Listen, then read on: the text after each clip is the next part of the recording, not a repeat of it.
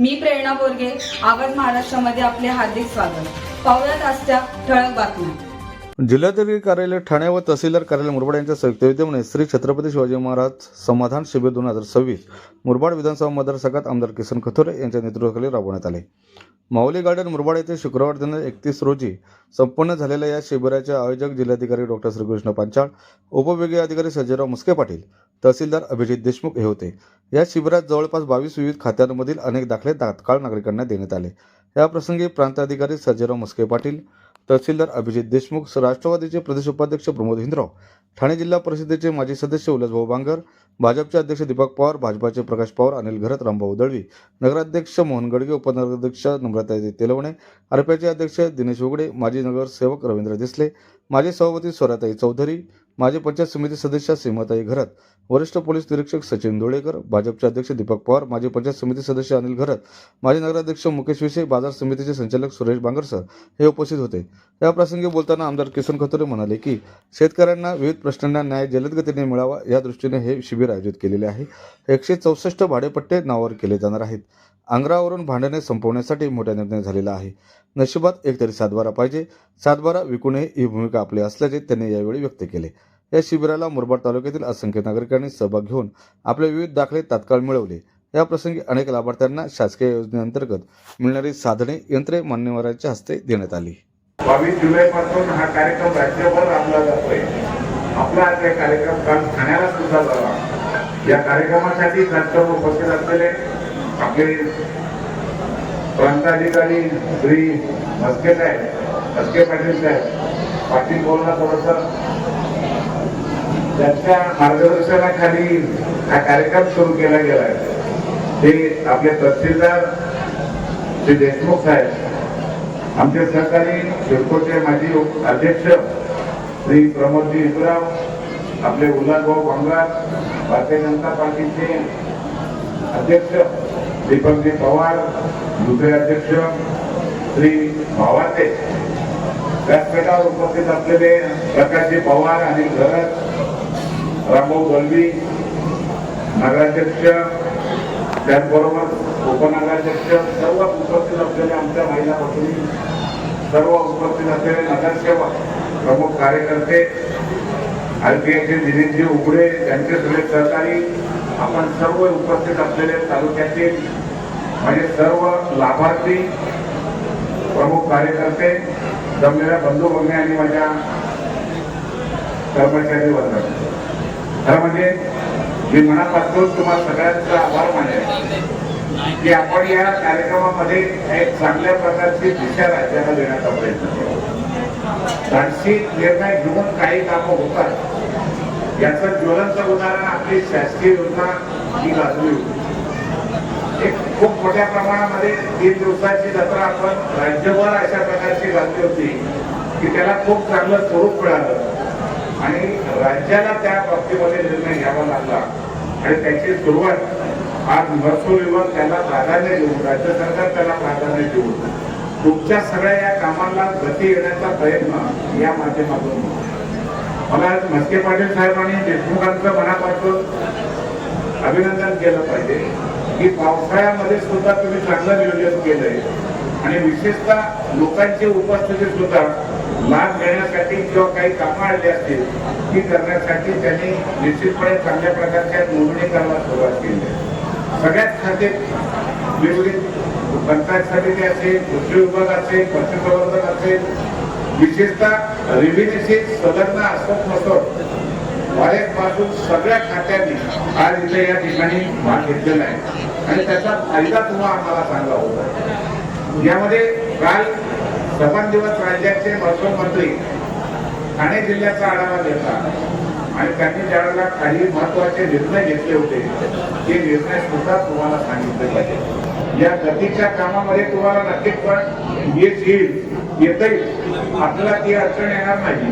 तो बराचसा लाभार्थी असा असतो तो पोहोचत नसतो, पण अशा प्रकारचे कार्यक्रम जर आले तर लवकर त्याच्यामध्ये आपण पुढे येतोय आणि तुमची कामं त्यात मार्गी लागतात. कधी कधी कर्मचारी वेळेवर भेटत नाही, त्यावेळेला फेरी मारायला लागते, पण आज सगळे कर्मचारी इथं उपस्थित आहेत आणि आपल्या लोकांना त्याचा चांगला लाभ होतोय. नवे निर्णय जे झालेले आहेत आपल्या सगळ्यांना बावनकुळे साहेब आणि मुख्यमंत्री देवेंद्र फडणवीस साहेब किंवा आता आपले उपमुख्यमंत्री शिंदे साहेब असतील, त्याच्यानंतर काही आपल्या पवार ताई असतील, त्यांनी एक चांगले काही निर्णय घेतलेले आहेत आणि महसूल खात्यामध्ये परिवर्तन घडवण्याचा प्रयत्न केलेला आहे.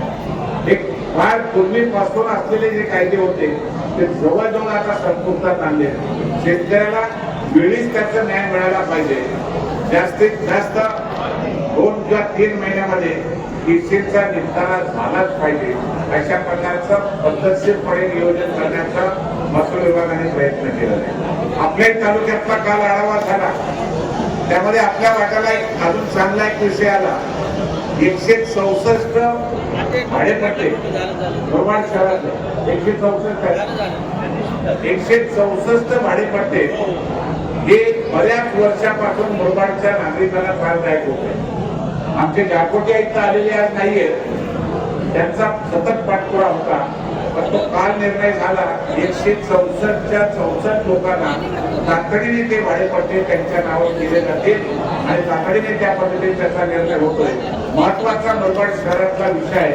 त्या शहरातलं एक चांगलं काम आजच्या दिवसामध्ये झालं आणि त्याचा फायदा आपल्या जवळजवळ 164 कुटुंबांना त्याच्यामध्ये झाला.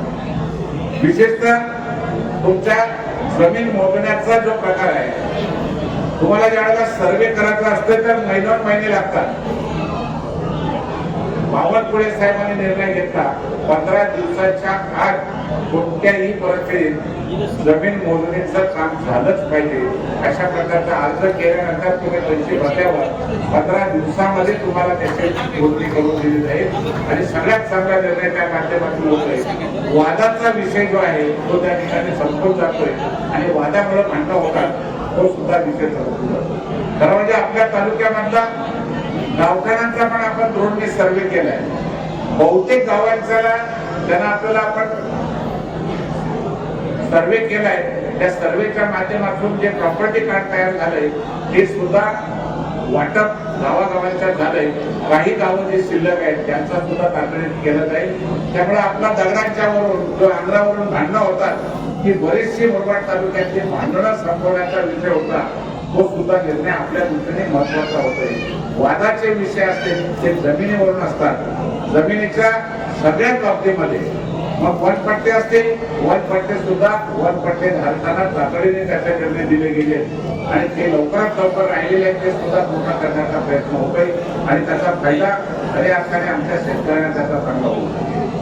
या पुढचा तर अजून एक नवीन कायदा आता आणला जातोय की जमीन खरेदी करण्याच्या बाबतीमध्ये नवीन नियम असा केला जातोय.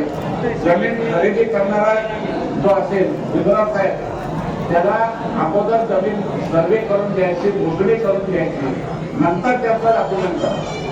त्यामुळं माझी जमीन आहे आणि हा मला भरू देत नाही हा विषय संपून जाईल. जमीन विकणार असेल तर त्याला नक्कीच बंधन येणार आहे आणि त्याला दुसरे पहिले मोजून द्यावी लागेल. सर्वे झाल्याशिवाय सातबारा चढणार नाही, डॉक्युमेंट होणार नाही.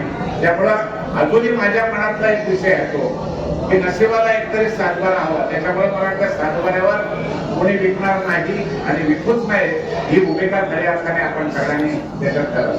महिलांच्या बाबतीत सुद्धा खूप चांगला निर्णय झालाय. बचत गटांना जागा देण्याचा निर्णय त्यामध्ये झाला. काल बावनकुळे साहेबांनी तिथं त्या ठिकाणी सांगितलं, आपल्या इथं सुद्धा त्या पद्धतीने प्रयत्न केलेले. असे काही असे जिव्हाळ्याचे विषय होते की ते वर्ष दावे चालत होते. त्या दाव्यांच्या चालवण्याला सुद्धा आता मर्यादा आली आहे. त्या 3 महिन्यामध्ये त्या केसी पूर्ण झाल्याच पाहिजे. तुम्हाला जो निकाल द्यायचे तो तुम्हाला त्या ठिकाणी दिलाच पाहिजे. त्यामुळे वकिलांच्या वर्षाच्या फी भरण्याचं काम आणि लोकांना त्रास हा थांबला जाणार आहे आणि त्यामुळे महसूल खात्यामध्ये खऱ्या अर्थाने परिवर्तन होतंय.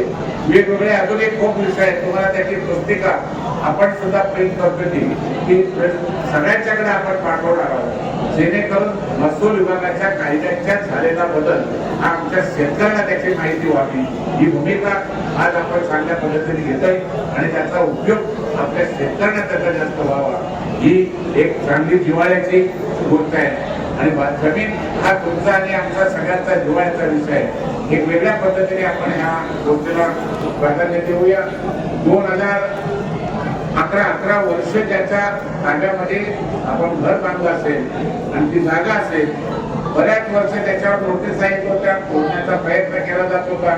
मग तो ग्रामपंचायत हद्दीत असेल, नगरपंचायत हद्दीत असेल, त्यांना कायमस्वरूपी ती जागा देण्याचा निर्णय झाला. आणि आज सुद्धा त्या विषयावर सविस्तर चर्चा झाली. मुरबाड शहरामधल्या आणि आपल्या ग्रामीणच्या या सगळ्या जागा अनधिकृत ज्या बांधल्या गेल्या होत्या त्याला कायम करण्याचा निर्णय जो आहे तो आपण तातडीने करून आपल्या मुरबाडमध्ये असतील त्या सगळ्यांना दिलासा देण्याचा प्रयत्न करतो. त्यांनी फक्त 11 वर्षाचा पुरावा हा त्यांनी दिला पाहिजे आणि तो पुरावा त्याने दिला तर त्याला त्याचं घर त्याच्या नावावर, ती जागा त्याच्या नावावर होईल. अशा प्रकारचे काही जे निर्णय महत्वाचे आज हिवाळ्याचे आहेत ते तुमच्यासाठी सांगायला मला आनंद वाटेल. विशेषतः महसूल विभाग केवळ तहसील कार्यालयात बसून आहे. कारण मी सविस्तरपणे आमच्या सांगितलं, आमच्या अभिजित देशमुखांचे आणि प्रांत साहेबांचे आमचे सगळ्यांची संकल्पना आहे की प्रत्येक सर्कलमध्ये तहसीलदाराने एक दिवस द्यायचा आणि त्या ठिकाणी त्या भागातले महसूल विभागाचे प्रश्न आहेत त्यांनी त्या ठिकाणी सोडवावे. सरकार असेल, तलाठी असेल त्या ठिकाणी थांबावं आणि त्यांनी ही तारीख जाहीर करून लोकांना तहसील कार्यालयामध्ये यायला लागू नये. हा महत्वाचा निर्णय आपल्या तालुक्यामधून आपण सुरुवात करतो. काल बावनकुळे साहेबांना सुद्धा आम्ही सांगितलं की आम्ही मुरबाडला ही सुरुवात करतोय. त्यांना खूप चांगलं वाटलं. त्यामुळे आपण तहसीलदार कार्यालयामध्ये जावं अशी भूमिका न ठेवता तहसीलदार आपल्या सर्कलच्या ठिकाणी यावं आणि त्यांनी आपले प्रश्न ऐकून घ्यावे. ही भूमिका एक चांगली आपल्या दृष्टीने सुद्धा होईल. कारण मिरजेचा माणूस तो जर मुरबाडला येणार असेल आणि मुरबाडला तहसीलदार साहेब जर ठाण्याला मिटिंगला गेले असतील तर एवढ्या लांबून येणाऱ्या माणसाला खूप मोठी अडचण होती. त्यामुळे त्यांनी त्याच ठिकाणी जावं आणि त्यांना मदत करण्याचा प्रयत्न करावा. असा एक आपल्या दृष्टीने आपण चांगला निर्णय घेतो. आपली तलाठी कार्यालय जवळजवळ पूर्ण होत आलेली आहे. आता सर्कल ज्या ठिकाणी बसतात ती कार्यालय आपण बांधण्याचा प्रयत्न करतो जेणेकरून सर्कलचं कार्यालय बांधत असताना आपण त्यामध्ये एखादा हॉल तयार करू चांगला की जेणेकरून अशाच प्रकारचा तुम्हाला त्या सर्कल विभागाचा कार्यक्रम करता येईल. तलाठी, सर्कल, तहसीलदार एक दिवस जरी तुमच्याकडे आले तरी तुमची कामं मुरबाडला येण्याची आवश्यकता लागणार नाही आणि चांगल्या प्रकारचं काम आपल्याला होऊ शकेल. आपण सेतूच्या माध्यमातून जुनं तहसील कार्यालय आहे त्याला एक अद्यावत सेतूचं कार्यालय आपण उभं करतोय. त्याचं काम जवळजवळ पूर्ण झालंय. 15 ऑगस्टला त्या ठिकाणी त्याचं आपण उद्घाटन करतोय आणि सेतूचं एक स्वतंत्र ठिकाण आणि प्रांत साहेबांचं कार्यालय सुद्धा आपण त्या ठिकाणी करतोय. प्रांत साहेब आणि सेतू कार्यालय आणि अन्य सगळी कार्यालय बाकी किरकोळ ही आपण पुण्या कार्यालयामध्ये सुरू करतोय जेणेकरून नागरिकांना एका ठिकाणी त्रास होऊ नये ही भूमिका मुरबाडमध्ये आपण पहिल्यांदा घेतोय. चांगल्या प्रकारचं त्याच्यामध्ये आपल्याला दिलासा मिळेल अशा प्रकारचं एक चांगली व्यवस्था करण्याचा प्रयत्न करतोय. बऱ्याच शेतकऱ्यांचा असा कर्ज माफ केले त्याच्या मुख्यमंत्र्यांनी शब्द दिला होता की कोणत्याही परिस्थितीमध्ये शेतकऱ्यांना कर्जमाफी दिली जाईल. माझी सगळ्यांना विनंती आहे ज्यांची केवायसी झाली नसेल तर त्याला अडचणी येत असतील तर त्यांनी तहसीलदारांच्या बरोबर संपर्क साधावा. बँकेच्या शाखेमध्ये सुद्धा केवायसीची व्यवस्था केलेली आहे. त्यामुळे नवीन चेअरमन जे झाले आपले अमित पाटील यांनी सुद्धा तो निर्णय घेतलाय. शेतकऱ्याला दिलासा मिळावा, त्याचा खर्च त्याच्या खात्यावर पडावं आणि चांगला उपयोग त्याला व्हावा ही भूमिका एक चांगल्या पद्धतीने होते. तोही विचार करावा. बचत गटांसाठी 10 लाखाची मर्यादा होती कर्जाला. आपली बँक आपल्या हातामध्ये आल्यानंतर इंद्राज साहेब बोलतो आता आपण 10 लाखाच्या ऐवजी 20 लाखाचा कर्ज द्यायचा निर्णय मागच्या शासनामध्ये घेतला. त्यामुळे महिलांना सुद्धा बँकेचा उपयोग चांगला व्हावा. जिल्हा मध्यवर्ती सहकारी बँक ही आता आपल्या हातात असल्यामुळं आपल्याला लागणाऱ्या ज्या गरजा आहेत त्यामध्ये शेतकऱ्यांना निश्चितपणे फायद्याच्या होतील. असे अनेक उपक्रम या आजच्या दिवसामध्ये आपल्याला राबवायला मिळतील. आपण सगळ्यांनी शांततेच्या विचारातून एक चांगल्या पद्धतीने बरोबर व्यवस्थित डॉक्युमेंट दाखवा. तुमची जेवढ्यांचे कामं झाली असेल त्याने नोंद करा आणि आपण आजच्या दिवसाचा पूर्ण दिवसात लाभ घ्या अशी सगळ्यांना सूचना करतो.